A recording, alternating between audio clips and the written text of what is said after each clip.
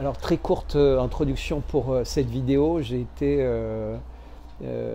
interrogé au sujet de Notre-Dame. Je pense que ça va vous plaire parce qu'évidemment, je trace toutes les ramifications en remontant au Khazar et en allant jusqu'à l'époque actuelle, l'Ukraine, Gaza, tout ça.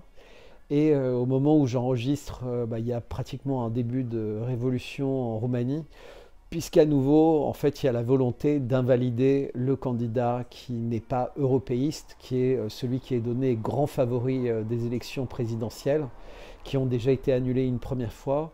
Hier, en fait, il a déposé plus de 320 mandats d'électeurs, alors qu'il en suivit de 200 000, donc 320 000, alors qu'il en suivit 200 000 pour être candidat. Et aujourd'hui, en fait, selon Bloomberg, sa candidature est refusée, donc gros clash. Également une situation, mais qui était prévisible, hein, qui est terrible en Syrie, avec de la barbarie un peu partout, et on ne voit cette barbarie que dans les zones encore, entre guillemets, un peu préservées, qui sont les zones alaouites, mais plus du tout d'informations sur les derniers villages chrétiens de Syrie qui, je crains, doivent être en train d'être décimés par des personnes qui crient Allahu Akbar, mais qui ne savent absolument pas ce que ça veut dire et qui doivent être pilotés par des gens qui veulent continuer à diviser les chrétiens et les musulmans comme depuis finalement des centaines d'années, ce qui est complètement fou.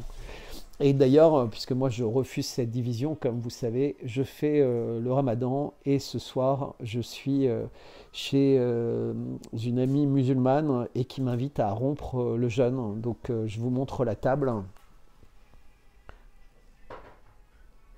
Et voilà, j'ai l'impression que je vais me régaler, ça a l'air très bon, très sain.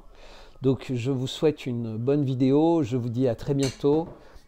Espérons que les choses vont se calmer, mais ça n'en prend véritablement pas le chemin puisqu'il n'y a aucune envie d'apaisement nulle part. On peut imaginer que tout peut dégénérer, que ce soit en Arménie, en Géorgie, au Liban surtout. Je suis vraiment très inquiet pour le Liban. En Syrie, c'est véritablement dramatique. Et finalement un peu partout. Et une situation pas aussi simple qu'on pourrait l'imaginer pour les États-Unis, puisque finalement, quand vous êtes président américain, vous avez beaucoup moins de pouvoir qu'on peut l'imaginer face aux juges et face à l'argent. Donc je reviendrai là-dessus en détail dans ma prochaine vidéo avec Karl Brochu. Voilà, bon visionnage. Petit clin d'œil pour le miel. Donc ici, dans ma main, un extraordinaire miel d'acacia. Un dernier rapide clin d'œil, donc pensez au miel si vous avez envie de découvrir du bon miel, n'hésitez pas à m'en commander, abonnez-vous à cette chaîne et surtout rejoignez, je le répéterai jamais assez, rejoignez ma chaîne Substack, donc c'est sur substack.com et je suis Bertrand55 et pour toute question contactez-moi à bertrand@55bellechasse.com, bertrand@55bellechasse.com. Bonne soirée, bonne matinée, bon après-midi, comme vous voulez. À très bientôt en tout cas et merci de votre attention.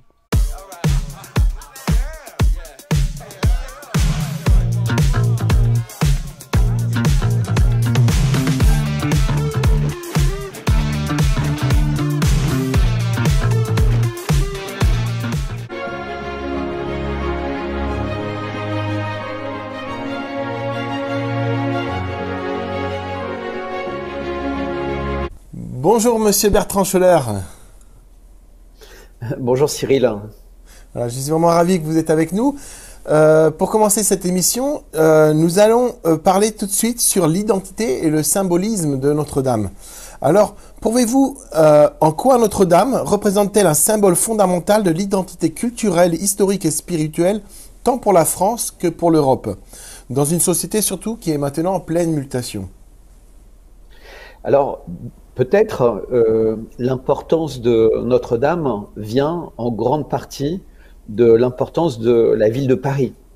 Donc, depuis le XVIIe siècle, XVIIIe siècle pour simplifier, Paris est un peu une ville qui rayonne dans le monde entier pour sa culture, pour sa chrétienté, pour son intérêt pour les peuples, une économie ouverte, une ville qui a été toujours festive, accueillante. En fait, Paris, c'est une ville qui fait rêver les gens. C'est pas une grande ville quand on la compare aux plus grandes capitales du monde, mais quand on interroge pratiquement aux quatre coins du monde les gens en leur disant où est-ce que vous voulez aller pour vous marier, où est-ce que vous rêveriez d'aller pour passer vos vacances, où est-ce que vous avez envie de faire une conférence professionnelle, où Paris arrive toujours dans les 3 ou 5 villes les plus citées. Alors évidemment, c'est quelque chose qui change depuis quelques années, mais ça a toujours été le cas. Et Notre-Dame, elle est le centre de Paris, le centre un peu de cette capitale du savoir-vivre, du savoir-être du monde, qu'a été et qui est encore un peu aujourd'hui la ville de Paris. Donc qui est une ville organisée encore une fois autour de Notre-Dame, autour du Louvre, les Champs-Élysées, la Seine, évidemment, qui est importante. Et surtout, Notre-Dame, elle est au cœur d'un immense réseau de cathédrales françaises qui n'ont pas de comparaison dans le monde. C'est-à-dire en Espagne, en Italie ou ailleurs, il y a beaucoup de belles églises, de belles cathédrales, mais la France a quelque chose de très particulier dans ce domaine. Et Paris, véritablement, est spécial. Et d'ailleurs, c'est un des 2 ou 3 monuments les plus visités au monde, la cathédrale Notre-Dame. Ce qui montre son intérêt, et elle attire aussi bien des gens qui sont chrétiens, catholiques, que des gens de toute confession. Parce que c'est une cathédrale, en plus, qui a été une héroïne de roman, une héroïne de spectacle, et qu'elle est très couramment représentée dans tout ce qui concerne la ville de Paris. Donc, le jour où la cathédrale de Paris a brûlé, ça a intéressé le monde entier. Et de la même manière que le jour où Notre-Dame a été réouverte, ça a intéressé le monde entier.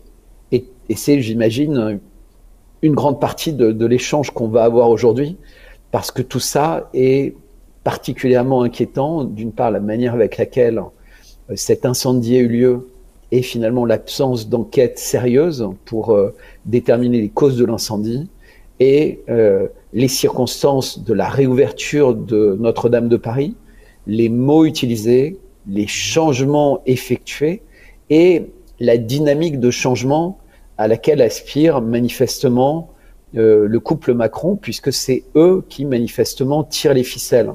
Il faut savoir que depuis la Révolution française, en 1789, la cathédrale Notre-Dame de Paris appartient à l'État français. Donc c'est pas quelque chose qui appartient à l'Église, c'est pas quelque chose donc qui est sous la responsabilité de l'Église. L'acteur qui a le dernier mot concernant Notre-Dame de Paris, c'est l'État français. Et ça a un impact considérable sur ce qui peut se passer dans cette cathédrale, l'évolution de la décoration et beaucoup de choses. J'imagine qu'on évoquera le sol en damier qui a été changé justement à cette époque-là, à l'époque de la Révolution, et l'importance véritablement eschatologique de ce lieu pour la chrétienté dans le monde entier. Alors, nous allons tout de suite un petit peu approfondir cette période de la Révolution française, si vous me permettez. Qu'est-ce qui s'est passé dans cette cathédrale à l'époque de 1789 ? Bien, à l'époque de 1789, les révolutionnaires étaient anticléricaux, donc anti-laïques, mais il y avait eu un certain nombre de rénovations qui avaient été faites dans Notre-Dame et qui finalement ne perturbaient pas tant que ça les révolutionnaires. Et j'évoquais tout à l'heure ce sol en damier, un certain nombre de choses qui avaient été faites et qui semblaient finalement compatibles avec le nouvel esprit des personnes qui étaient au pouvoir et donc qui succédait au roi Louis XVI.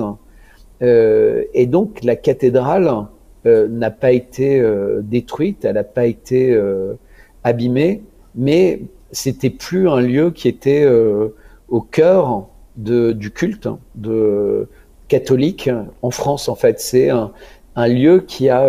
Alors, je suis pas un expert en histoire, je vais pas réviser entre guillemets ça, mais de façon simple.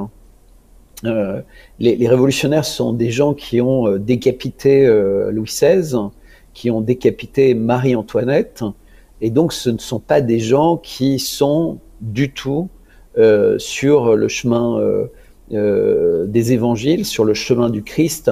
Au contraire, ce sont des gens qui étaient véritablement sur l'idée qu'une poignée de personnes allaient réussir à trouver une voie très loin de la foi chrétienne, de la foi catholique, qui était, puisque la France était la fille aînée de l'Église catholique de Rome, et ces gens-là ont décidé qu'en fait, non, la France devenait autre chose en fait. Et c'est à partir de ce moment-là qu'en fait, on a une dérive du pays qui nous a conduits vers la laïcité. Et aujourd'hui, la France est un des leaders du wokisme, LGBTQ+, etc. C'est-à-dire que cette révolution a fait quelque part de la France l'ennemi de l'Église catholique. Évidemment, ça a pris du temps, puisque la religion catholique était extrêmement importante, extrêmement établie en France, mais finalement, ce que j'appelle régulièrement dans mes présentations, dans mes articles, les adorateurs du diable ont tout le temps devant eux, puisqu'ils sont dans une eschatologie diabolique qui suit son agenda, et la France est au cœur de cet agenda. Et Notre-Dame de Paris est au cœur de l'agenda de cette eschatologie extraordinairement négative, et que tout le monde est en train de voir sous ses yeux. Et c'est intéressant que cet entretien en l'ait alors que Donald Trump vient d'être élu, et qu'il essaye avec énormément d'énergie et des équipes très courageuses, et bien d'inverser complètement cette tendance. Donc on est en train de parler à un moment où peut-être pour la première fois, ailleurs qu'en Russie, on observe une renaissance d'un certain nombre de valeurs qui étaient en train d'être assassinées sous nos yeux. Alors, à l'époque de la Révolution française également, ils ont arrêté de faire les saintes messes dans la cathédrale. Et ouais. Il y a eu également le culte de l'être suprême. Donc alors, juste peut-être un point qui est important, c'est que, et j'évoquais en parlant du sol en damier, c'est qu'en fait, ce qui a plu aux leaders, entre guillemets, de la Révolution française, c'est que, quelque part, Notre-Dame était devenue l'écrin d'un temple d'un nouveau type. Et vous venez d'expliquer de l'être suprême. Mais en réalité, pour ceux qui connaissent un peu l'iconographie et les codes des francs-maçons, ce sol en damier, c'est véritablement le sol des temples maçonniques. Et on voit, peut-être on pourra rentrer un peu plus dans le détail, que ce qu'ont fait les époux Macron par le choix de celui qui a fait l'autel, de celui qui a fait un certain nombre d'éléments de décoration, mais également les peintures, la réfection de la charpente, beaucoup de choses. On peut se demander si l'incendie n'a pas été l'occasion, ou provoqué pour créer l'occasion, de réinventer à nouveau Notre-Dame comme un temple, et peut-être même le fameux troisième temple qui est annoncé par beaucoup de monde comme nécessaire à l'arrivée d'Antéchrist et à l'Apocalypse. Alors, vous critiquez souvent les récits simplifiés diffusés par les médias. Comment estimez-vous que le récit officiel, notamment autour de l'incendie du 15 avril 2019 et de la réouverture, il y a 2 mois, influence notre perception collective du monument? Alors, déjà, la première chose qui est très importante, dans la présentation que vous avez faite de moi, vous avez évoqué que j'ai passé un certain nombre d'années à haut niveau dans le domaine des stades. Donc, un stade, c'est quoi? C'est un lieu qui accueille du public. Et qu'est-ce que c'est Notre-Dame? C'est un lieu qui accueille du public. Et les lieux qui accueillent du public en grand nombre, en particulier Notre-Dame de Paris, sont des lieux qui ont des systèmes de sécurité, et en particulier des systèmes de sécurité incendie, qui sont véritablement à la pointe au niveau mondial. D'une part parce qu'on se doit d'être une référence. Vous imaginez un incendie à Notre-Dame de Paris, c'est quelque chose de considérable. Et donc, au moment de cet incendie, qu'est-ce qu'on découvre? Pour les gens qui ne suivent pas au quotidien l'actualité de Notre-Dame, on découvre lors d'une interview sur la chaîne LCI du directeur, de l'architecte en charge de Notre-Dame, et qui décrit le projet qui a été fini quelques années auparavant de la mise aux normes incendie de Notre-Dame de Paris. Et donc ça veut dire une mise aux normes technique, mais aussi une mise aux normes en termes de process, avec le nombre de personnes qui sont impliquées et tous les systèmes de détection d'incendie, etc., pour la protection incendie de Notre-Dame. Et ce monsieur qui s'appelle Mouton explique qu'en fait, il ne peut absolument pas comprendre comment l'incendie a pu avoir lieu à Notre-Dame, mais si tant est on puisse trouver une explication pour un mégot ou pour quelque chose, comment il a pu se propager de la sorte et à cette vitesse. Et il glisse dans l'interview que du bois qui a plus de 800 ans d'âge ne brûle pas comme des fétus de paille. Or, tout le monde a vu à la télé qu'on a l'impression que ça brûle comme un fétu de paille. Et je rappelle quand même que tout ça se passe au mois d'avril. Donc, c'est une période où il fait frais à Paris. On est au bord de la Seine. C'est particulièrement humide. Et donc, cet incendie paraît improbable. Les sections de bois de Notre-Dame, elles font plus de 40 cm de section. C'est-à-dire que même si vous prenez un chalumeau, qu'avec ce chalumeau vous visez une poutre pareille, vous n'avez aucune chance de déclencher un incendie sur cette poutre. Ensuite, vous prenez n'importe quelle image où vous visitez ce qu'on appelle la forêt de Notre-Dame, vous allez voir que les poutres sont espacées les unes les autres. Il n'y a pas de papier, il n'y a pas d'archives, il n'y a pas de poussière. Dans les toits de Notre-Dame, c'était extraordinairement contrôlé justement pour éviter les incendies. Il n'y a que des grosses poutres. Et donc quelqu'un qui fait un jour un feu de bois, sait qu'un feu de bois, on ne peut pas démarrer un feu de bois avec des grosses poutres. Et si on a dans son foyer des très grosses poutres vieilles de centaines d'années, même de 200 ou 300 ans, donc a fortiori de 800 ans, ce sont des poutres qui sont tellement sèches qu'elles ne peuvent quasiment pas brûler.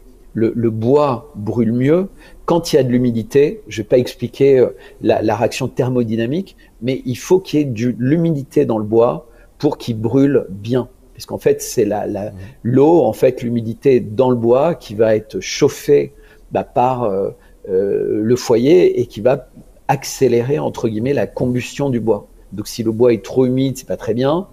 Si il est trop sec, c'est encore moins bien. Et donc, c'est entre les deux. Et on sait bien, les gens qui connaissent le bois fossilisé, c'est de la pierre. Évidemment, la pierre, ça ne brûle pas du tout. Donc là, on était avec un bois plus proche du bois de pierre que, en plus, le bois qu'on a dans un foyer. Ça, c'est la première chose. La deuxième chose, c'est que l'incendie de Notre-Dame, d'une certaine manière, il rappelle les circonstances. Alors, excusez-moi la comparaison, mais du suicide d'Epstein en prison. C'est-à-dire, bizarrement, plein de problèmes techniques, les systèmes d'alarme qui ne fonctionnent pas, qui indiquent le mauvais endroit, etc. Les personnes qui sont là habituellement, qui ne sont pas là, la personne qui est là, qui est jeune et qui n'est pas très au fait des signaux et de la signalétique, ce qui fait qu'en fait, il y a bien une alerte qui se met en place, mais il lui faut une demi-heure pour réaliser que c'est là-bas, à un moment où tout Paris sait qu'il y a un incendie du toit de Notre-Dame. Tout ça, c'est complètement surréaliste. On est dans un lieu qui accueille du public, qui est en plus en train d'avoir une rénovation. Donc il y a un certain nombre de statues qui avaient été enlevées, des échafaudages. Donc c'est une période dans laquelle on doit redoubler d'après tous les process mis en place à Notre-Dame. Redoubler d'attention. Ça s'est passé pendant la Sainte Messe en plus. Oui, c'est ça, il y avait plein de monde. Exactement. Donc, tout ça, si vous voulez, n'a aucun sens.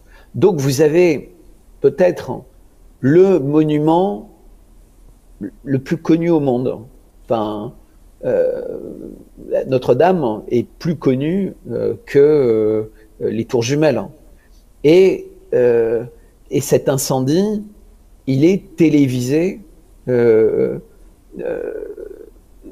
le monde entier, en fait. C'est-à-dire que les gens dans le monde entier vont voir en direct cet incendie se propager, la flèche tomber et également un certain nombre de miracles arriver.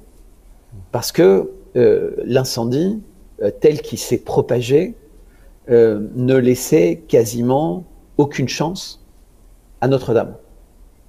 En tout cas, aux vitraux de Notre-Dame et à une bien plus grande partie de Notre-Dame.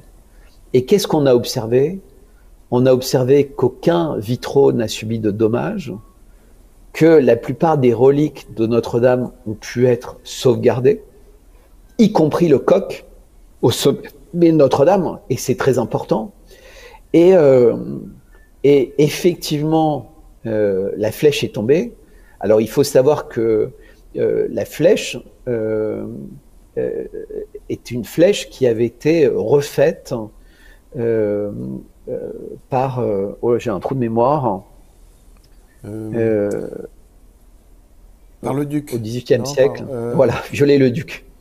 Et d'ailleurs, oui, c'est Viollet-le-Duc. Mais qui avait changé pas mal de choses. Mais Viollet-le-Duc était quelqu'un qui vivait à une époque où on avait encore la connaissance de beaucoup de secrets.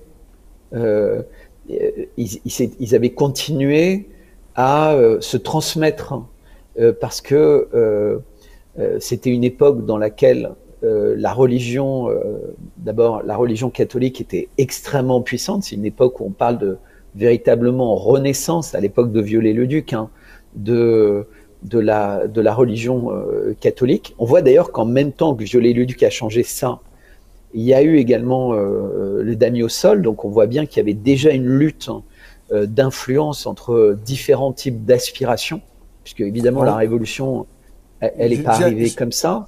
Excusez-moi, j'ai entendu dire maintenant, il paraîtrait que Viollet-le-Duc était également franc-maçon.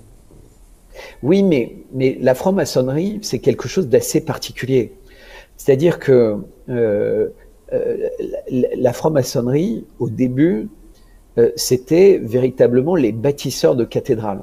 Donc c'était des gens qui construisaient des grands monuments, et donc c'était véritablement, et c'est symbolisé par l'équerre, le compas, le fil d'arpenteur, etc. C'était ça à l'origine. Et ça, on pourrait caractériser ça comme une franc-maçonnerie noble. C'était des savoir-faire secrets des bâtisseurs. Et la franc-maçonnerie, petit à petit, a été complètement infiltrée par ce qu'on pourrait appeler une franc-maçonnerie vulgaire et qui n'a rien à voir avec bâtir des monuments magnifiques en l'honneur de Dieu, du Christ, de Marie et de très nombreux autres saints, puisqu'il n'y a qu'à regarder le nom des cathédrales en France et partout dans le monde pour comprendre. Donc les francs-maçons, c'est un peu comme ce que seraient aujourd'hui les meilleurs ouvriers de France, en fait. C'était ce que les personnes qui connaissaient le mieux, entre guillemets, un certain nombre de secrets. Tout ça a été complètement pris en main par un nouveau type de franc-maçonnerie, mais qui est surtout là, en fait, pour prendre le contrôle des sociétés civiles. C'est-à-dire, mon interprétation de ce qu'est la franc-maçonnerie, c'est que ce sont des groupes dont la création de la franc-maçonnerie telle qu'elle existe aujourd'hui a vocation à corrompre et compromettre toutes les personnes qui ont une importance dans les sociétés civiles et auraient pu faire partie d'une résistance contre ce mouvement en fait qui nous amène à la situation dans laquelle on est aujourd'hui, avec une société complètement en perte de repères, avec tout ce qui est le transgenre, le wokisme, la corruption, enfin toutes les interrogations qu'on a. C'est quand même, je ne sais pas si c'est arrivé jusqu'en Slovénie, mais qu'on puisse se poser des questions sur l'identité de genre au sein du couple présidentiel français en 2025, c'est surréaliste. Ça montre la perte de confiance dans la société, ça montre la perte de repères et peut-être même ça montre l'étendue des mensonges. De même que, en fait, le mensonge, puisque c'était un peu le début de votre question, le mensonge sur cet incendie de Notre-Dame qui est présenté comme, et c'est ça qui est horrible, comme un acte de Dieu. C'est-à-dire que la conclusion de l'enquête, qui dit qu'il n'y a pas de coupable, implique que le coupable, c'est Dieu. Puisqu'un événement sans coupable, on appelle ça dans le domaine de l'assurance ou ailleurs, un acte de Dieu. Et donc, ce que fait de façon vraiment extrêmement malicieuse le président français en expliquant qu'il n'y a pas de coupable, c'est d'accuser Dieu d'avoir brûlé Notre-Dame. Et il se place dans la peau de celui qui sauve Notre-Dame. Donc il sauve un acte commis par Dieu en étant celui qui va réinventer Notre-Dame, qui va rebâtir Notre-Dame, qui va... en fait, tous les mots incroyables qui ont été inventés.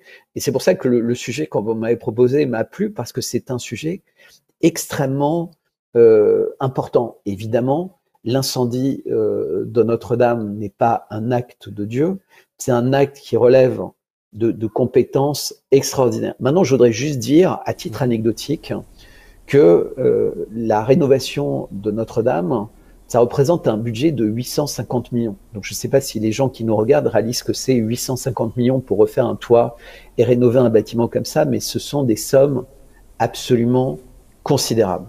C'est considérable. Alors ça passe parce que les gens se disent, allez, c'est Notre-Dame, il n'y a rien de trop beau pour Notre-Dame, mais la plupart des gens voulaient offrir leur forêt pour qu'elle serve. Il y a beaucoup d'artisans et de gens qui étaient prêts à travailler gratuitement pour Notre-Dame. Comment est-ce qu'on arrive à ces sommes-là? Comment est-ce qu'on découvre qu'étonnamment, asseyez-vous bien, la société qui a été en charge des charpentes de Notre-Dame, de refaire le toit de Notre-Dame, le nom de cette société s'écrit D-E-S-M-O-N-T. Et ça se lit démon. Démon.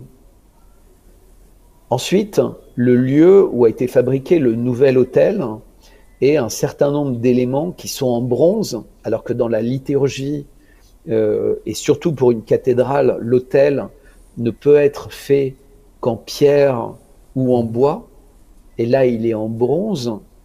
Le lieu où ça a été fait, c'est Dieu le fit. Et cet autel ne ressemble pas à un autel, il ne ressemble à aucun autre autel, il ressemble Et encore une fois, désolé, ça ressemble plus à un billot de boucherie qu'à quoi que ce soit. Et cet hôtel, il était donc au cœur du transept de l'église Notre-Dame, mais cette fois-ci, en fait, il est placé au sommet de 3 marches en pyramide. Donc, on a 3 marches en pyramide et un autel qui forme un peu comme une pyramide inversée et qui est en bronze. Et donc, on en vient à se demander comment l'Église catholique a pu accepter que la liturgie millénaire de ce qu'est un autel, et a fortiori un autel de cathédrale, sorte complètement de tous les codes. Un autel n'a pas à être en bronze. C'est comme ça. C'est du bois ou de la pierre. Allez visiter les cathédrales, vous verrez, et la pierre est un élément essentiel d'un autel. Alors, moi, je ne suis pas quelqu'un qui connaît tous les codes qui sont ceux que semblent être parfaitement maîtrisés par les époux Macron et les personnes qui les accompagnent, comme on a pu l'observer pour la cérémonie des Jeux Olympiques, comme on a pu l'observer pour la cérémonie de clôture des Jeux Olympiques, comme on a pu l'observer pour la cérémonie d'investiture d'Emmanuel Macron en 2017, mais comme on a pu l'observer pour la réouverture de Notre-Dame. Peut-être qu'on aura l'occasion d'en parler plus en détail, parce que je ne voudrais pas prendre tout le temps dans des divagations dans tous les sens. Mais ce que je veux dire, c'est que moi, je suis quelqu'un qui est intéressé par... depuis 15 ans, je suis propriétaire d'une galerie d'art contemporain. Et j'ai exposé des artistes du monde entier, un peu dans le monde entier. Et donc, j'étais énormément aux États-Unis, en Russie, en Turquie, Angleterre, France, en Afrique, vraiment dans beaucoup de pays, et avec des artistes qui représentent beaucoup de pays, chinois, japonais, sud-africains, sénégalais, américains, français évidemment, enfin bref. Et donc, décoder des images, décoder des symboles, ça fait partie de mon métier. Et en particulier, en France, je suis un petit peu connu, entre guillemets, pour avoir décodé ce qu'on appelle le portrait officiel du président Macron. Évidemment, on ne va pas avoir le temps d'en parler aujourd'hui, mais j'invite les personnes qui nous regardent à creuser cette question-là, et vous allez vous rendre compte que la France aujourd'hui a à sa tête ce que j'appelle un binôme qui est particulièrement étrange, et le sommet, entre guillemets, de cette étrangeté, c'est véritablement ce qui se passe autour de Notre-Dame. Et je pense que c'est clé. Cet incendie de Notre-Dame est un moment clé, parce qu'il se passe également un jour où le président Macron était censé rendre compte de 100 jours qu'il avait passé à la rencontre des Français pour les écouter suite à la crise des Gilets jaunes, qui n'était pas encore éteinte. Et l'incendie de Notre-Dame, non seulement lui a évité d'avoir à dire ce qu'il avait entendu, parce qu'en réalité, il avait vraisemblablement pas envie de le dire, mais ça a complètement éteint le mouvement des Gilets jaunes, puisqu'il y a eu un mouvement de solidarité et d'inquiétude extrêmement important en France, puisque même, encore une fois, les gens de toutes les confessions ont vécu dans leur chair Notre-Dame. C'est beaucoup plus important que si la Joconde avait été abîmée ou quoi que ce soit. Notre-Dame, c'est un peu le monument des Français. Il faut bien se rappeler d'ailleurs que quand Notre-Dame a brûlé, les présidents du monde entier, américains, chinois, russes, etc., étaient particulièrement émus pour les Français, l'ont exprimé, comme si c'était des condoléances, étaient effrayés de la chute de la flèche, mais tellement heureux que finalement Notre-Dame ne se soit pas complètement effondrée, parce qu'on sait que ça aurait pu arriver.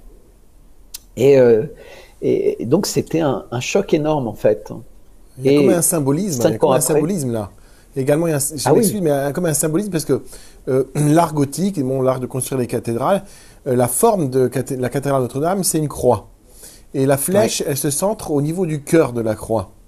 Ouais. En fait, c'est un peu comme la flèche qui a transpercé le cœur du Christ. Et quand la flèche elle est tombée, c'est vraiment comme si la flèche, vraiment, elle transperce la cathédrale. Le cœur, il y a un trou même dans la voûte en haut. On voit même après les photos de la cathédrale, comment est-ce que la cathédrale était détruite. Et on voit vraiment le cœur complètement détruit, quoi. Alors, au début des travaux, c'était un général qui avait pris les commandes. C'était, je crois, le général Georges Lain. Est-ce que vous pouvez me parler qu'est-ce qui s'est passé avec Monsieur Georges Lain? Et bon, il est décédé. C'est un peu une histoire un peu bizarre, tout ça aussi. Alors, il y a beaucoup de choses bizarres concernant le général Georges Lain. Alors, d'une part, qui sont liées à la réputation qu'il pouvait avoir, et je ne vais pas rentrer dedans puisqu'il est mort. Donc, mais à croire les Russes, qui ont fait beaucoup de réflexions dans ce sens-là, mais à croire les faits et les circonstances de sa mort, c'est très étrange. Donc, pour commencer par les Russes prétendent qu'il est mort en Ukraine. Et donc, en tant que général, il faisait partie des officiers supérieurs que la France envoie, semble-t-il, régulièrement en Ukraine et en Roumanie pour aider les Ukrainiens dans leur stratégie contre les Russes. Donc, des généraux expérimentés qui ont été toute leur vie, entre guillemets, soumis à l'apprentissage et à l'exercice de l'art de la guerre, ont forcément des choses intéressantes à partager. Et là, on parle de quelqu'un qui était véritablement au sommet de la hiérarchie militaire. C'est la première chose. La deuxième chose, c'est qu'il meurt dans des circonstances complètement abracadabrantesques. C'est quelqu'un qui n'est pas du tout connu pour être un aventurier, un marcheur, aimer l'escalade, et il est censé être mort seul lors d'une escalade en montagne. Voilà, dont manifestement ce type de mort, chute, etc., fait que on doit expliquer à un certain nombre de proches que le corps n'est pas présentable, et ce qui ressemblerait un peu à la thèse précédente. Encore une fois, ça fait partie de toutes ces choses qui sont, sans doute, ça relève du secret d'État, en fait. Hein, les personnes qui sont impliquées là-dedans on leur impose le secret. Hein. Vous savez qu'en France, il y a 75 ans de secret d'État sur toutes les procédures de décision autour du Covid, par exemple. Donc, on est un pays dans lequel on ne veut pas que les générations qui ont vécu un événement puissent jamais savoir quelle a été la vérité. Vous savez, si vous bloquez quelque chose pour 70 ans, toutes les personnes qui ont été conscientes de cet événement et qui se posent des questions ne verront jamais la publication des documents, si tant est qu'ils n'ont pas été détruits ou ouverts avant. On voit bien ce qui se passe, la difficulté aux États-Unis par rapport au dossier Kennedy, par rapport au 11 septembre, par rapport à tout ça. En fait, les gens commencent à comprendre qu'il y a des choses très étonnantes dans ce domaine, mais la lumière n'est pas faite. Et donc, pour la mort du général Gergolin, ce ne sera pas fait. Ce qu'on peut dire, en revanche, c'est que c'était véritablement un catholique pratiquant. Donc, c'était quelqu'un qui était très fidèle au chef de l'État, qui avait beaucoup de proximité avec le chef de l'État, pour plein de raisons, sur lesquelles je ne vais pas m'étendre, mais les gens qui ont creusé un peu le dossier savent ce que je peux évoquer. En revanche, il était véritablement catholique. Et donc, il y a énormément de personnes qui se demandent si, en observant quelle était la nature d'un certain nombre de projets de cette fameuse réinvention de Notre-Dame, il n'avait pas à un moment décidé qu'il ne pouvait plus accepter ce qui était en train de se passer, ce qu'il observait. Et voilà. Alors, ça, c'est une version. Vous savez, dans tous les complots, entre guillemets, il y a beaucoup de versions. Et il y a une autre version qui était celle que j'évoquais tout à l'heure, qui est celle qui était privilégiée par les Russes. C'est qu'en fait, compte tenu de sa compétence et du fait qu'il était plus soldat d'active, bah, qu'il aurait pu être utilisé sur le front en Ukraine. Donc il y a ces deux thèses, c'est pour ça que je les ai présentées de façon extrêmement éloignée. La thèse évoquée à maintes reprises par des gens de très haut niveau en Russie, et quand je dis très haut niveau, c'est véritablement le premier cercle autour de Vladimir Poutine. Donc c'est pas des gens qui ont l'habitude de mentir ou de plaisanter. En général, ils s'expriment de façon extrêmement informée. Et il y a d'autres personnes bah, qui, en revanche, pensent que il aurait pu être envoyé là-bas en sachant que les Russes savaient qu'il y aurait une réunion d'officiers supérieurs et que ça permettait de se débarrasser de lui. Donc, ce qui rend compatible, en fait, les deux théories. C'est-à-dire que un certain nombre de personnes en France auraient voulu se débarrasser de lui et ça se serait passé comme ça. Alors, encore une fois, moi, je n'ai aucune idée, j'ai pas d'informations privilégiées, mais si vous voulez, je suis quelqu'un, quand les étoiles s'alignent d'une certaine manière, eh bien, ça permet de poser des questions. Alors, je sais qu'en France, aujourd'hui, on a de moins en moins le droit de se poser des questions. On a de moins en moins le droit de penser, de réfléchir. Mais j'essaie d'exercer ce droit. Et alors, ça ne me réussit pas forcément beaucoup, puisque j'ai fait de la garde à vue. Pour avoir exercé mon droit de poser des questions, pour avoir exercé mon droit de poser des questions qui étaient posées par d'autres et qui prenaient une ampleur mondiale. Mais je n'ai pas l'intention d'arrêter. Donc c'est pour ça que quand vous m'avez dit, voilà, on pourrait faire ça, parler de ça, est-ce qu'il y a des sujets qui vous dérangent? Je dis non, je n'ai même pas besoin de savoir véritablement les questions que vous posez, parce que je tiens à ce que les gens puissent comprendre et sentir que je vous réponds avec mon âme, avec mon cœur, comme toute personne catholique qui se respecte, puisque on accepte le mystère, on accepte l'inconnu, et le travail de la vie, c'est d'essayer de s'approcher d'une forme de vérité, dans l'amour, dans le pardon, la miséricorde, la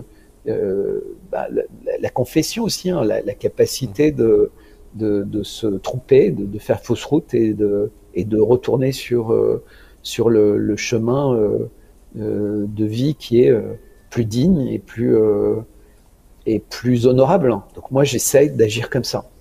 Alors on va revenir un petit peu encore sur cet incendie. Donc on a parlé un peu du symbolisme. Maintenant, comment vous voyez, il n'y a pas une espèce de dialectique entre le bien et le mal?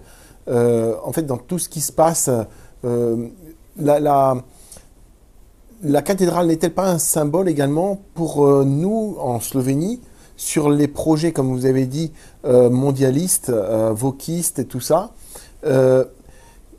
Où est-ce que vous voyez en fait que le peuple européen est vraiment en danger par cette rénovation et par quel est ce symbolisme? La première chose qui est importante, c'est tout va être centré sur Macron, ce que je vais vous dire maintenant. Et quand je parle de Macron, je parle du binôme, c'est-à-dire de ces deux personnes qui sont d'une certaine manière inséparables. C'est Brigitte et Emmanuel. Et donc, petit 1, on a l'élection dans des circonstances abracadabrantesques de cet inconnu. C'est quelqu'un qui est inconnu. Sa femme est inconnue, voilà, ils sont apparus comme ça, il a créé un parti, il est élu, François Fillon est trahi par tout le monde, il est sacrifié par une justice qui décide d'aller très vite et de ne pas donner l'occasion aux Français de s'exprimer sur les questions qui sont posées par une élection présidentielle. Il a failli se passer la même chose aux États-Unis avec Donald Trump, mais qui a réussi, lui, à résister aux attaques, peut-être parce qu'il a été moins trahi que François Fillon. Et c'est intéressant, d'ailleurs, de regarder toutes les ramifications dans l'environnement des gens qui ont pu trahir François Fillon. Donc, il a été élu.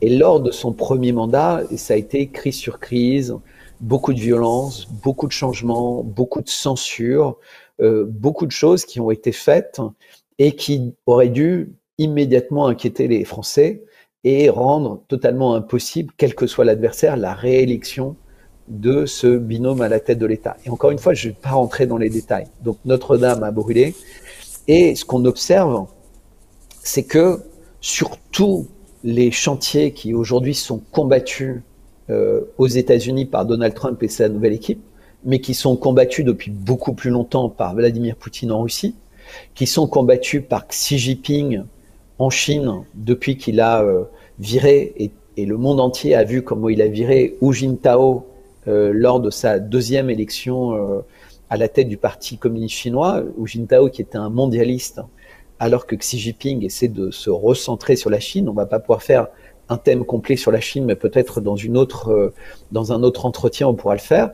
L'Afrique aussi est en train de se libérer de tout ça, mais Emmanuel Macron sur le wokisme, LGBTQ+, tout ce qui est climat, laïcité, entre guillemets, donc le fait d'essayer de bafouer le plus possible l'Église, et en particulier l'Église catholique, est à la pointe. Mais il a également été à la pointe, et ça c'est très important, contre la Russie. Donc il y a chez lui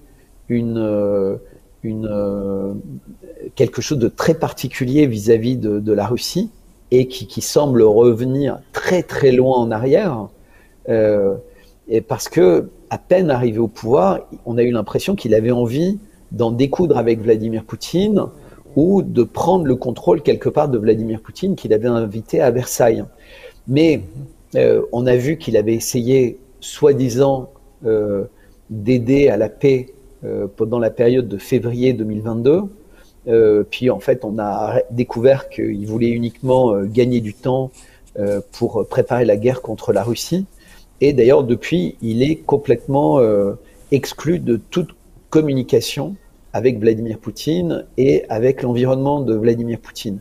Et alors que la Russie et les États-Unis sont proches de réentamer des discussions pour essayer d'éviter que cette guerre en Ukraine s'éternise, qui a déjà coûté des centaines de milliers de vies de chaque côté, eh bien, la France est fière d'annoncer que des Mirages ont été livrés avec des pilotes formés à l'Ukraine, c'est-à-dire une nouvelle étape dans l'escalade.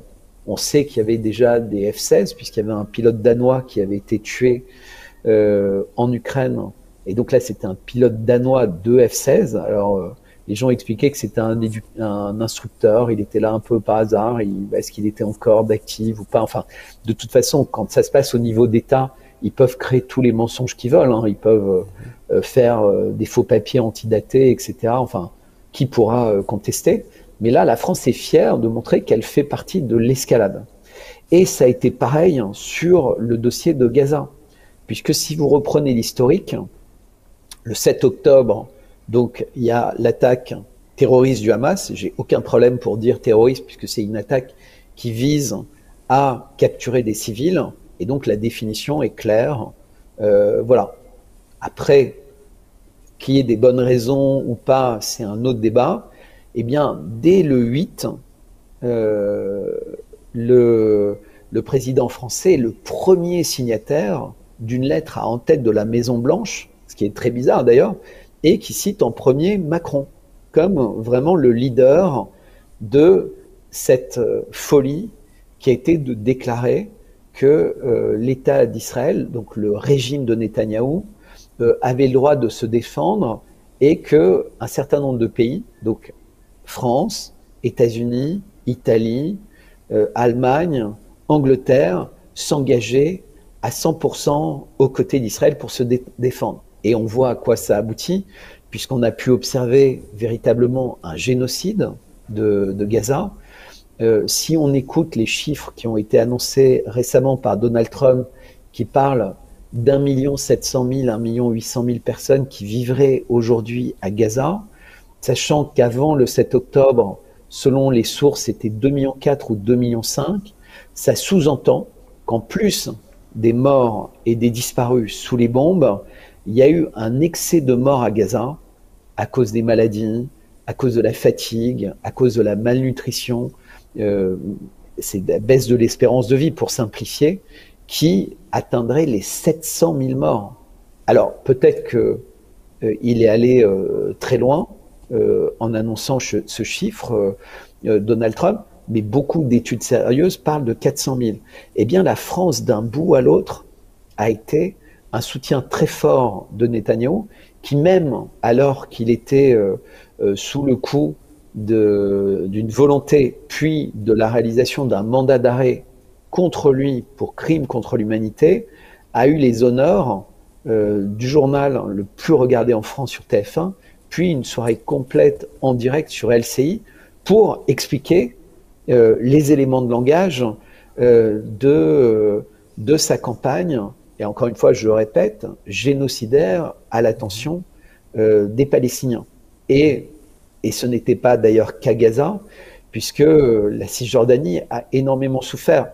On est assez loin de Notre-Dame, mais si vous regardez aujourd'hui, les gens voient les images de l'état dans lequel se trouve Gaza, je pense qu'il y a énormément de personnes qui ne peuvent pas imaginer que quelque chose comme ça soit possible. C'est-à-dire que quand on écoute les médecins, et je ne parle pas de médecins palestiniens, je ne parle pas de médecins politisés, etc. Véritablement des médecins qui ont eu l'habitude d'aller sur des terrains de guerre, etc., qui sont allés en Afrique, qui sont allés lors d'éruptions volcaniques qui ont touché les populations civiles, qui sont allés sur des terrains de tremblement de terre, qui sont allés au Rwanda à l'époque de la guerre entre les Hutus et les Tutsis, etc., où il y a eu des millions de morts. Ils disent tous qu'en une semaine à Gaza, quand ils faisaient des périodes parfois d'une semaine ou 15 jours sur le terrain, puis ils reviennent pour se reposer, puis ils repartent, etc., ils voient la somme de tout ce qu'ils ont vu dans leur carrière entière en termes de destruction de l'humanité. C'est-à-dire que c'est des enfants qui sont amputés sans anesthésie, c'est des bébés qui sont... moi j'ai vu tellement d'images, hein, c'est inimaginable. Et la France n'a jamais joué le rôle qu'elle a toujours joué dans l'histoire, d'être un pays qui était un faiseur de paix. On se rappelle tous des positions qu'avait pu adopter par exemple quelqu'un comme Jacques Chirac ou d'autres. Et là, sous Macron, ça n'a absolument pas existé. Et c'est particulièrement triste. Alors, pardon, là je vous laisse parler de tout ça volontairement. Alors on pourrait croire que c'est un peu hors sujet, mais pas du tout. Parce qu'en fait, Notre-Dame, en fait, à l'époque des Gilets jaunes, comme on avait parlé à l'époque, en fait, le président Macron a failli démissionner. Le peuple français a failli prendre le pouvoir. Il a utilisé Notre-Dame, en quelque sorte. Il a utilisé, donc ça s'était fait par intention ou inattention, ça je ne rentre pas dedans, mais par contre, ça a été utilisé politiquement pour éteindre le mouvement des Gilets jaunes et survivre politiquement. Et là également, lors de la réouverture de Notre-Dame, le pays la France est très instable, il y a des changements de gouvernement maintenant récurrents, et il utilise également Notre-Dame pour faire un discours dans Notre-Dame et se faire valoir devant la politique, la scène mondiale, et il montre une certaine force politique j'allais y arriver, exactement. C'est bien de me remettre sur... puisque c'était le sens du raisonnement que j'allais avoir. Donc, on observe en fait ce président qui prend une forme de leadership. C'était ce que j'ai essayé de dire par rapport à ça, puisque d'une part, on voit que les présidents ou les premiers ministres ou les chanceliers dans les différents grands pays européens sont véritablement plus du tout du même niveau que ce qu'ils ont pu être par le passé. On regarde Scholz, on regarde Starmer en anglais. Ce sont des... par rapport à Berlusconi, Meloni, c'est pas du tout la même ampleur. Elle a peut-être beaucoup de qualités, moi je ne connais pas trop, mais on voit qu'on n'a pas des des combattants comme pouvait être Angela Merkel, etc. Donc face à Macron, il est, entre guillemets, en terrain conquis au niveau de l'Union européenne. On a également quelqu'un comme von der Leyen, Breton, en fait les personnes au niveau de la Commission européenne qui ont l'air d'être complètement assujetties par son pouvoir intellectuel, par sa force de conviction très forte. Et donc, qu'est-ce qui se passe au moment des Jeux Olympiques? Puisqu'avant la réouverture de Notre-Dame, il y a les Jeux Olympiques. Et le monde entier voit, comme à chaque fois qu'il y a des Jeux Olympiques, bah, le pays qui accueille les Jeux Olympiques est un peu au centre du monde. Et Macron a vraiment, alors que la France est un pays en crise, un pays qui souffre, a décidé de faire ces Jeux Olympiques qui sont, entre guillemets, les plus incroyables du monde. Donc ça a été des dépenses sans compter. On parle de plus d'1 milliard d'euros dépensés pour assainir la Seine. Donc si vous avez l'occasion de venir à Paris, vous allez vous rendre compte que la Seine est toujours aussi dégueulasse. Mais l'idée, c'était de faire nager les gens dans la Seine et de faire beaucoup d'images de ces Jeux Olympiques avec les monuments, etc., pour que les gens soient marqués par ce président qui avait fait des Jeux Olympiques aussi extraordinaires, aussi différents. Et donc, il a décidé de faire une campagne mondiale pour lui-même. Et Notre-Dame, en fait, c'est le sommet de cette campagne. Mais avant Notre-Dame, on a vu dans les grands sommets internationaux ou ses visites au Brésil, ses visites en Inde, il se met véritablement en scène comme étant le meilleur ami des présidents, leur confident, celui qui les influence, celui qui les prend dans les bras. En fait, c'était même un gag quand il était au Brésil, puisque les gens ont même évoqué un voyage de noces d'Emmanuel Macron et Lula. C'est-à-dire qu'il y avait des images, mais c'était presque risible en fait. C'est-à-dire qu'on les avait presque en train de gambader main dans la main en Amazonie. Enfin, et donc ce que j'essaie de dire pour les gens qui suivent ça de très loin, qui n'ont pas d'idée, ce qui est le cas a priori de la plupart des personnes qui regarderont en Slovénie, c'est que Emmanuel Macron a un charme fou vis-à-vis des personnes qui rentrent à grande proximité de lui. C'est-à-dire qu'il a une capacité intellectuelle, une force de conviction qui charme, entre guillemets, les puissants de ce monde. Et il a essayé de le faire sans succès avec Vladimir Poutine, mais il était persuadé d'y parvenir. Il a essayé de le faire avec Donald Trump sans y parvenir.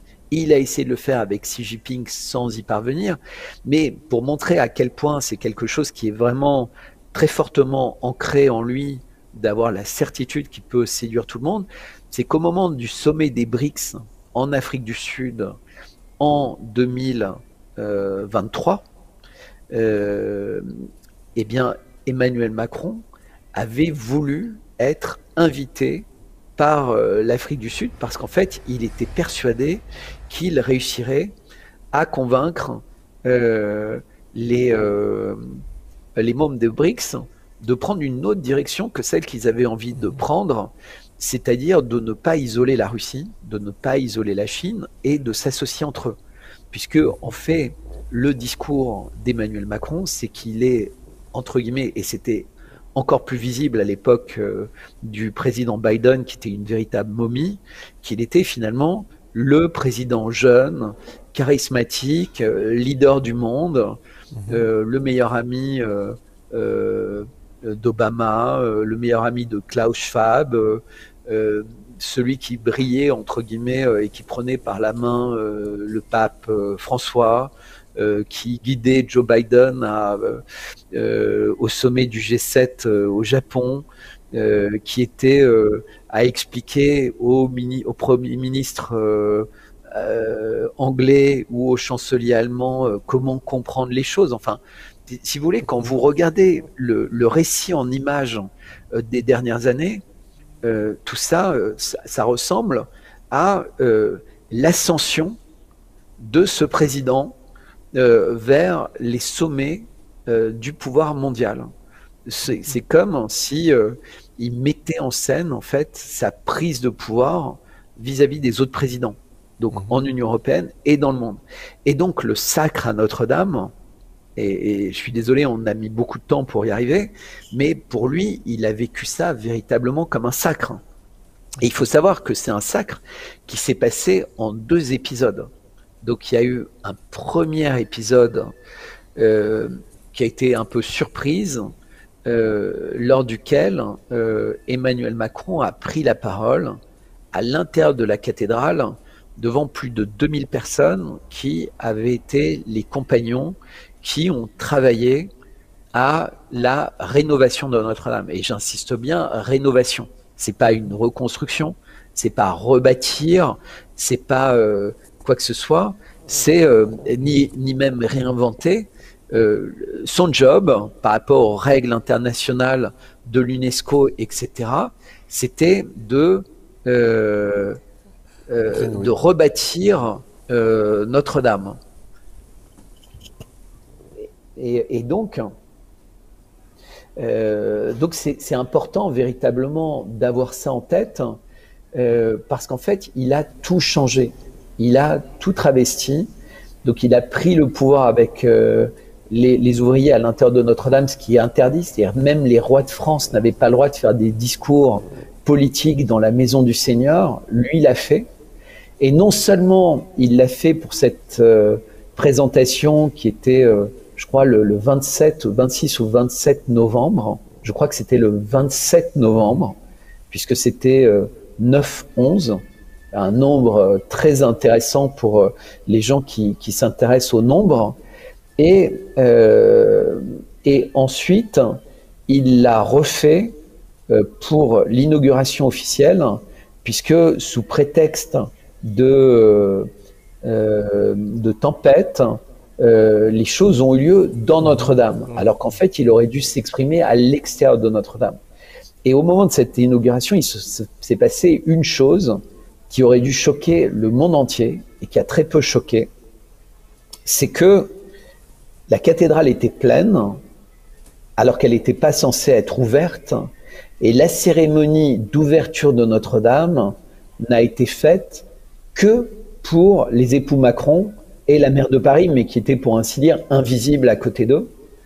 C'est-à-dire que l'ouverture de Notre-Dame a été faite avec seulement 2 personnes qui étaient sur l'esplanade, et le cardinal a tapé sur la porte, non pas avec la crosse de son bâton, mais avec le pied de son bâton.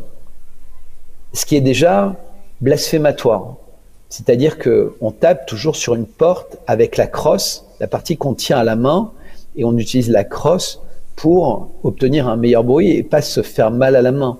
Mais on ne tape pas avec le pied du bâton, puisqu'il est sale, hein. Donc on ne prend pas le pied pour taper. C'est très impoli de faire ça. C'est un peu comme si, pour pas taper avec sa main, on tapait avec son pied. Alors l'explication qui a été donnée, puisque j'ai posé, et on m'a dit, mais non, mais la crosse était trop fragile. Mais il ne faut pas faire une crosse fragile si on ne peut pas l'utiliser selon les règles de l'Église. Ça, c'est la première chose. La deuxième chose, l'Église est censée être fermée, et pourtant elle est déjà pleine de tout le monde. Comment est-ce qu'une église fermée qui va être ouverte peut-elle être pleine? Il faut m'expliquer. Et en fait, c'est parce que c'est une rénovation. Et justement, ils pensent que c'est une rénovation, donc les gens ils peuvent être internes, non? Non, parce qu'en fait, vous pouvez pas, on peut pas entre guillemets raisonner comme ça, puisque l'image que ça va créer, et c'est exactement ce qui s'est passé, c'est que l'image, c'est qu'en fait, ils sont rentrés comme pour une cérémonie de mariage. C'est-à-dire qu'ils sont rentrés dans une église, pas comme quelqu'un qui était juste un invité à la réouverture, mais comme le Seigneur, comme le roi de cette réouverture. Et ce sont des images qui ont été vues par des milliards de personnes. C'est l'idée c'est que c'était son sacre à lui. Et il l'a bien vécu comme ça. Et ensuite, tout son discours était uniquement orienté autour du sacre, de personnages essentiels de l'histoire, et il s'inscrivait dans la perspective de ces personnages. Il se mettait finalement comme un successeur, et lui-même était habillé avec beaucoup de dignité, alors que vous observerez, comme beaucoup de personnes ont pu le faire, que les cardinaux et les évêques, eux, étaient habillés comme des jokers. C'est-à-dire qu'ils avaient des tenues absolument ridicules. Certains voyaient comme le jeu de cartes Uno, d'autres voyaient comme si ils étaient le logo de Google ou autre. En fait, la liturgie pour ce genre d'événement est très claire. C'est-à-dire qu'il y a des codes couleurs à respecter. Et c'est des codes monocouleurs. On ne peut pas faire n'importe quoi. On ne peut pas habiller un cardinal comme un schtroumpf. On ne peut pas l'habiller comme un transsexuel. On ne peut pas faire toutes ces choses-là. Et là, pour la réouverture de Notre-Dame, eh bien, le cardinal a accepté d'être dans une tenue complètement loufoque. Et donc, ça rajoutait au côté que je considère blasphématoire. Ensuite, il y a eu quelque chose d'autre qui m'a véritablement choqué, entre guillemets, c'est que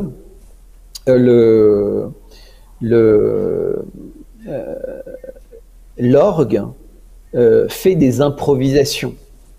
C'est-à-dire qu'en fait, il va y avoir ensuite un dialogue entre le cardinal qui a parlé après Emmanuel Macron, mais à ce moment-là, ni l'autel ni rien n'a été, comment dire, béni, consacré. Donc c'est pas véritablement une messe, c'est un événement un peu hors du temps, hors de l'Église, mais l'orgue va être sollicité, entre guillemets, pour jouer. Et là, c'est une cacophonie inimaginable. D'ailleurs, on voit la tête des gens. Macron est très heureux. Trump est complètement soufflé. Enfin, vraiment, on voit les visages. En fait, c'est un orgue magnifique qui a des harmonies incroyables. Et là, tout est désharmonieux, tout est violent, tout est... mais c'est comme si cet organisme nous faisait passer un message que l'atmosphère, ce qu'il ressent dans cette cathédrale rénovée, n'est pas du tout harmonieux, n'est pas du tout apaisant et très négatif. Puisqu'en principe, en fait, la musique, c'est une improvisation dans laquelle il doit retranscrire les émotions qu'il vit dans le lieu. Et là, les émotions qu'il vit sont véritablement négatives, détestables, choquantes. Et je pense que beaucoup de personnes qui ont vu ça partagent ce sentiment. Enfin, je pense que la plupart des gens devant leur télé ont été très surpris de cet épisode musical particulièrement étonnant, entre guillemets. Alors, ça me fait un peu rappeler, excusez-moi, ça me fait rappeler un peu le symbole. Rien que le mot symbole, c'est symbiose, c'est-à-dire qu'il y a une relation, c'est que il y a quelque chose qui est attaché, qui représente à Dieu. Toute chose dans la cathédrale est liée à Dieu. C'est une symbiose. Alors que, justement, le contraire du symbole, c'est le diable. C'est-à-dire, en fait, que tout est détaché de Dieu. Et on a l'impression, bon, comme vous me racontez tout ça, qu'en fait, il y a une déstructuration, il n'y a pas de symbole, justement, que tout est désymbolisé. Exactement. Non, mais peu de personnes ont été aussi choquées que moi. Moi, je venais de faire plusieurs centaines de kilomètres, donc pratiquement 2000 kilomètres sur les chemins de Compostelle, mais qui m'ont amené à Lourdes et qui m'ont amené à ouvrir les portes véritablement de dizaines d'églises, entrer dans des cathédrales, etc. Et ce sont des lieux véritablement dans lesquels on est invité au respect, on est invité au calme, on est invité à la dignité. Et voir l'image du cardinal Ulrich taper comme ça dans la porte avec le pied de son bâton de cardinal, déjà j'étais très choqué. Parce qu'en fait, il aurait dû taper comme ça. Petit 1.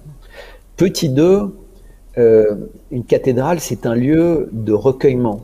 C'est un lieu dans lequel chacun peut se ressentir comme étant dans le cadre d'une certaine intimité. Pour prier, pour se retrouver connecté avec les énergies qu'il y a dans une église, avec toutes ces émotions, la musique, les sons, mais l'ombre, les bougies, etc. Et là, on avait un lieu qui était blafard, qui était avec un éclairage extrêmement fort, tout blanc, dans lequel le sol ressortait, dans lequel ce nouvel autel ressortait, dans lequel la chaire de l'évêque et les deux chairs à côté ressemblent plus à du mobilier qui sortirait de la maison de la famille Adams, d'une maison de vampires, pas du tout d'une maison de Dieu. Enfin, toutes ces formes, toutes ces choses m'ont particulièrement choqué. De la même manière que le nouveau support de la couronne, dans lequel le président Macron, lorsqu'il a visité les lieux, a bien insisté pour dire que le bleu qui avait été choisi était entre le bleu Klein, qui n'a rien à voir avec l'église, hein, et le bleu royal. Puisqu'en fait, il y avait quelqu'un de l'église qui disait « Ah, mais on dirait que c'est le bleu royal ». Et il avait vraiment précisé, il avait dit « Non, non, non, c'est un bleu entre le bleu Klein et le bleu royal ». Et je prends un peu de temps pour le dire, parce que entre ces deux bleus se trouve un bleu fameusement inquiétant, c'est le bleu 666, c'était 666 nanohertz. Donc c'est une fréquence, hein, les couleurs ont des fréquences, et 666, évidemment, c'est une fréquence qui n'est pas très sympathique à l'intérieur d'une église, puisque vous évoquez le diable, et il est là. Mais il est partout, en fait. C'est-à-dire, je ne suis pas rentré dans beaucoup de détails, mais la date était pas choisie au hasard. Le support, entre guillemets, dans lequel a été mise la couronne du Christ, avec ce bleu, est également une couronne avec le 396 pointes. C'est-à-dire quand on compte les pointes en fait sur le disque doré, en fait il y en a 396. Et 396, c'est un chiffre particulier parce que c'est 6 fois 66. Donc c'est 6, 6, 6. Et tout ça, c'est évidemment pas le hasard. Mais 396, c'est aussi un chiffre qui a énormément de particuliers en termes de nombre, puisqu'il est, il est divisible par 2, par 3, par 4, par 6, 9, 11, etc., etc. Évidemment 66. Et le fait d'avoir choisi 396 pics sur un disque doré pour encercler un cercle bleu, mais un bleu de fréquence 666 nanohertz, et pour la couronne d'épines, c'est véritablement comme si c'était l'entourer avec des énergies extrêmement diaboliques, en fait, comme si c'était une volonté d'en annuler le pouvoir. J'ai parlé tout à l'heure en introduction du coq. Le coq, en fait, a été retrouvé dans les décombres et il était en piteux état, mais intact.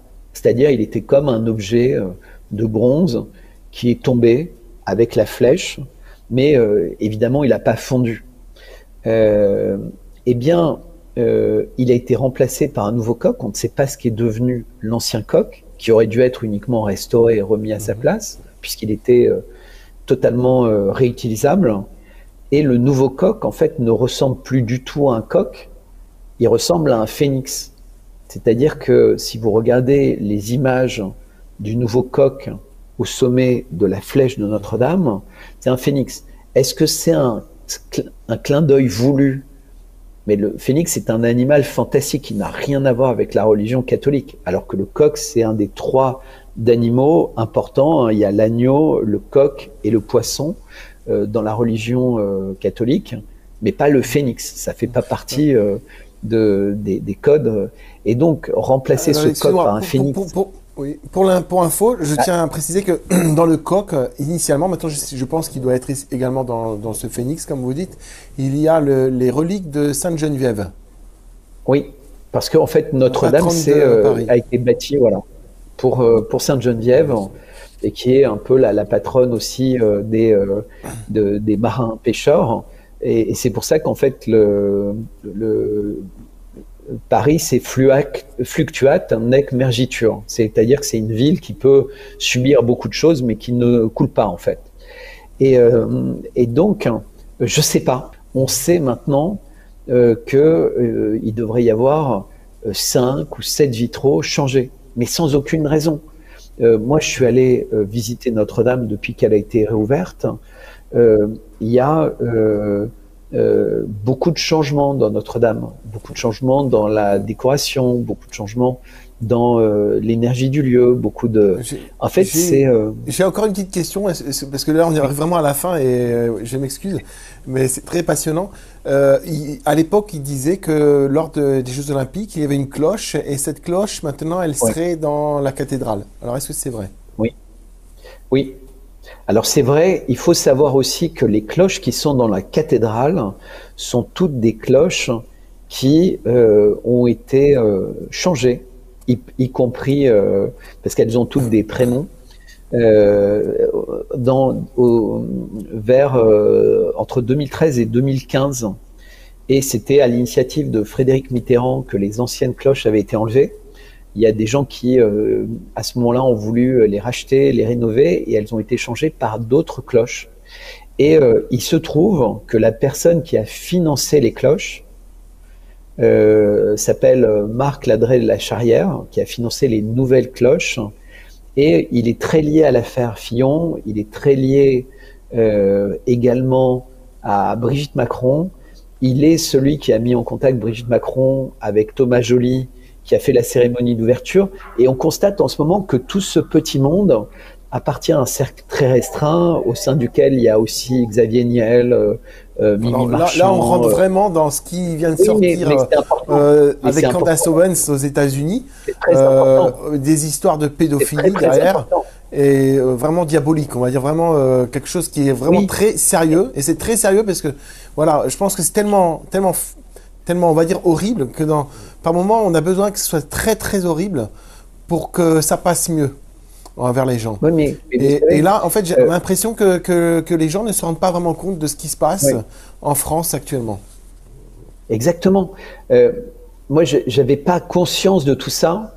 J'ai regardé, comme beaucoup de gens, la dernière émission, ou l'avant-dernière, et j'étais... extraordinairement choqué par des choses que j'ai entendues. J'étais très choqué de voir les liens entre la personne qui était une personne clé dans la chute de François Fillon, être aussi proche de Brigitte Macron. C'était une véritable surprise, je dois avouer. Mais proche au point d'être impliqué dans le choix de la personne qui a fait les cérémonies d'ouverture et de clôture qui ont tellement choqué à Paris et qui peuvent être appelés par énormément de noms. C'est quelqu'un qui a quand même osé dire que Jeanne d'Arc était la transgenre la plus connue de l'humanité. Enfin, vous imaginez, c'est une sainte, Jeanne d'Arc. Comment est-ce que quelqu'un qui ne connaît rien au catholicisme, qui ne connaît vraisemblablement rien à l'histoire de Jeanne d'Arc, se permet de dire ça? Tout ça, c'est blasphématoire, c'est choquant, ça fait partie d'un travail de destruction, de casser les repères, de casser les codes, et tous ces gens, finalement, appartiennent à un tout petit groupe. Et on découvre que le fils de ce monsieur a de multiples accusations de pédopornographie dont il a échappé à chaque fois, jusqu'à ce que sa femme, mère de 2 de ses enfants, le dénonce. Et tout ça, j'ai vérifié avant de m'exprimer là-dessus maintenant devant vous, mais je ne pensais pas que ce serait une chose que j'aurais l'occasion de dire aujourd'hui, mais je vais quand même le dire. C'est sa femme qui l'a dénoncé, et suite à ça, il a été condamné. Il avait des milliers d'images pédopornographiques, il regardait des choses comme ça, etc. Mais c'était un multirécidiviste. Alors, on va nous parler du fils du monsieur de la Charrière, voilà, qui a financé aussi les nouvelles cloches.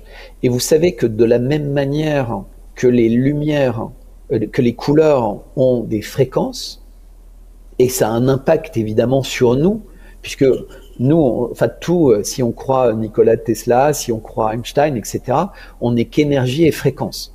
Après, chacun peut débattre beaucoup, et c'est pour ça que moi je crois en Dieu. C'est parce qu'en fait, l'humanité a quelque chose de plus, c'est qu'on a une âme, on a un mystère, on a quelque chose d'extraordinaire et qui ne peut s'expliquer, selon moi, que par Dieu. Et c'est pour ça que je sais que Dieu existe. Je ne crois pas en Dieu, je sais qu'il existe. Et donc, le fils de cette personne qui a financé les nouvelles cloches, et je me demande si la fréquence de ces cloches n'a pas été modifiée. Vous savez, quand on visite des églises, ou quand on est dans un bateau, les cloches, elles ont un côté bienfaiteur. C'est-à-dire, quand on entend les cloches, on a même l'impression, d'une certaine manière, qu'elles nous soignent, qu'elles nous guérissent de quelque chose. En fait, c'est comme quand on écoute une symphonie de Beethoven ou de Mozart. En fait, il se passe quelque chose, il y a des émotions. Parfois, on a envie de pleurer, on a envie de rire, on a envie de danser. Ça crée quelque chose en nous. Et les cloches, en fait, les maîtres qui fabriquaient les cloches, ils essayaient d'obtenir des fréquences qui rentrent en synchronicité, en fait, avec nous, avec notre humanité. Mais si vous changez les fréquences des cloches, vous pouvez avoir des cloches qui vont avoir un effet plus destructeur, un effet qui est moins intéressant, entre guillemets, par rapport à ce qu'est une cathédrale. Puisqu'on sait d'ailleurs que toutes les cathédrales, elles sont construites sur des puits d'énergie particulières. Les cathédrales, elles répondent à beaucoup de choses. C'est pour ça que moi je dis toujours aux gens, quand ils se sentent mal, quelle que soit leur religion, allez marcher dans une cathédrale, laissez-vous envahir parce que vous allez ressentir, mais également dans une église, dans une abbaye, où vous voulez, allumez un cierge, regardez cette bougie briller et priez, mais quelle que soit votre foi, et vous allez ressentir quelque chose qu'on ne ressent que dans des lieux qui sont très chargés. Moi j'étais en Turquie à Sainte-Sophie, on le ressent, mais dans certaines mosquées, on ressent également de belles émotions.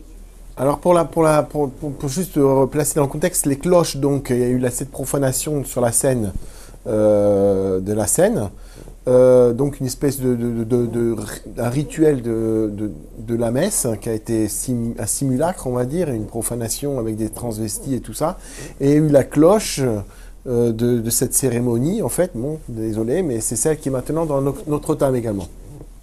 C'est ça. Oui. Bon. Oui, exact.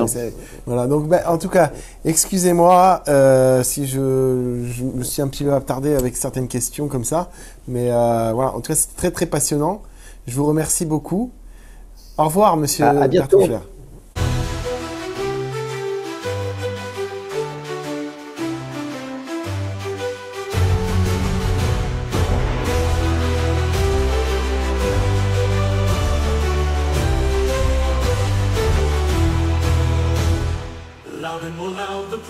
Well, the people shouts responding well, all the land in glad news tell. From sea to sea, from pole to pole, the echoes of that bell shall roll, till freedom comes through every soul. Ring, ring, exclaims the watching boy, the bell responds with notes of joy. Freedom.